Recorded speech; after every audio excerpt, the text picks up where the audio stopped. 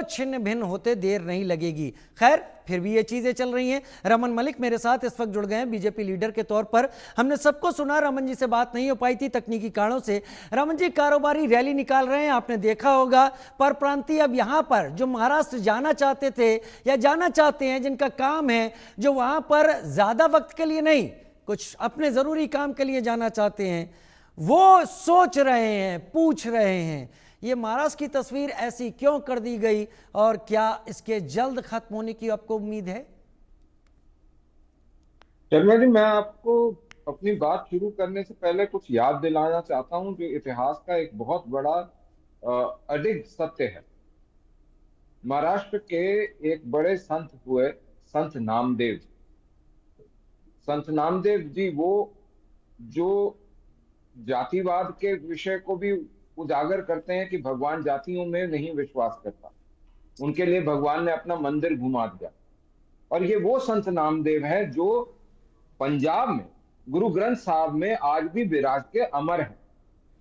आप समझिए, महाराष्ट्र का एक संत पंजाब में गुरु ग्रंथ साहब के अंदर विराजमान है, और वो गुरु ग्रंथ साहब जिनको जीवित प्रत्यक्ष गुरु माना जाता जी। है। इस मतलब समझने वाले इसकी गहराई को समझ सकते हैं। राज ठाकरे और उद्धव ठाकरे और शरद पवार जैसे लोग जो सिर्फ, और कांग्रेस खासकर, जो सिर्फ जातिवाद और ये लैंग्वेज की राजनीति कर रही है, वो नहीं समझेगी। जो कांग्रेस के भी मित्र बोल रहे थे, मैं सुन रहा था, तो अगर यहां पर महाराष्ट्र में इनका ये स्टैंड है तो कर्नाटका में ये स्टैंड क्यों नहीं लेते? और ये जो डिवाइड लाइंस के ऊपर खेलना है, ये चाइना की ये बहुत पुरानी पॉलिसी है, और उसी को शायद आईएसआई भी फॉलो करती है। और मेरा तो ये पूछना है, जिनका चाइना की सीपीसी से करार है, वो लोग ऐसी बातें क्यों करते हैं जो उनको बार बार एक्सपोज करती है? इन फॉल्ट लाइन के ऊपर क्यों आप इकट्ठा नहीं होते, बल्कि उसको और उत्तेजित करने के पीछे दौड़ते हैं?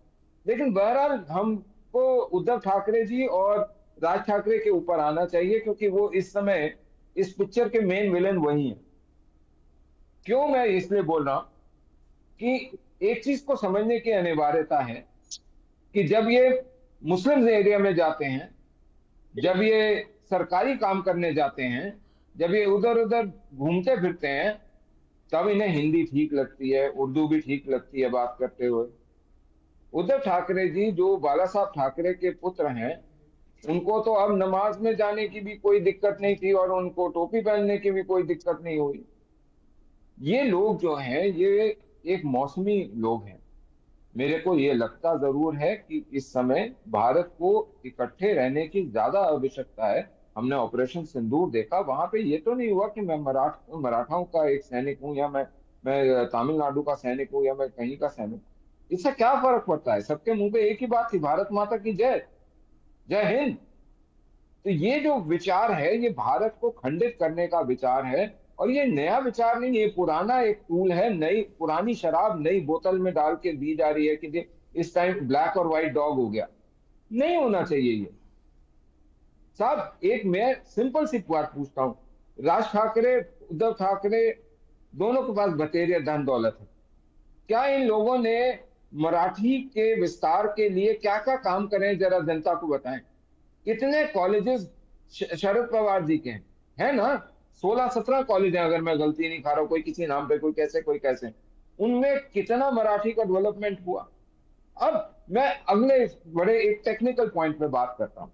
अंग्रेजी के अंदर साइंस के, साइकोलॉजी के, सबके सब मेजर विषय जो हैं, उनके इंग्लिश में टेक्स्ट हैं, उनके इंग्लिश में कोर्स मटेरियल है।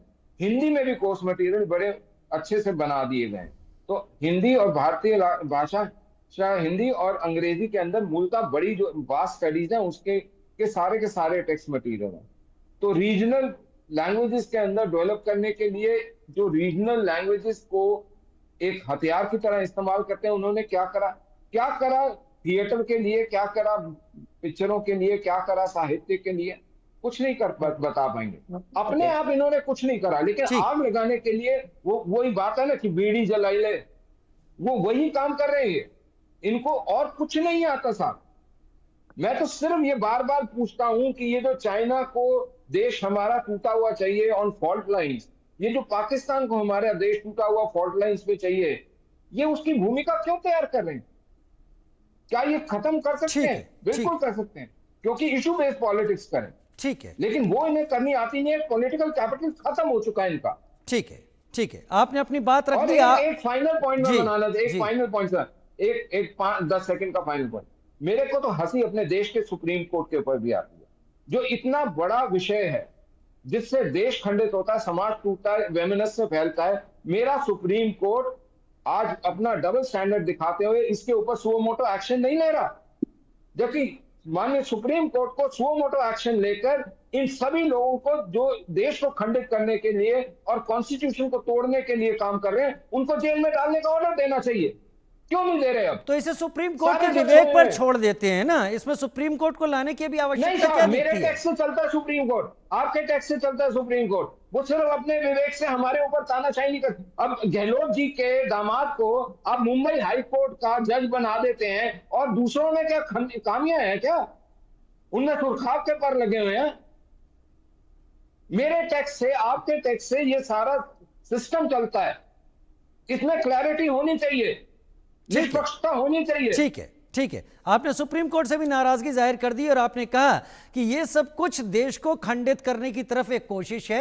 ये छोटे छोटे विवाद एक बड़े विवाद का स्वरूप ले सकते हैं, ऐसा आपका कहना है। लेकिन पृथ्वीराज चव्हाण, पूर्व मुख्यमंत्री महाराष्ट्र, वो क्या कुछ कह रहे हैं, क्योंकि वो तो घेर महाराष्ट्र सरकार को रहे हैं। सुन लेते हैं पहले, फिर आगे बढ़ते हैं।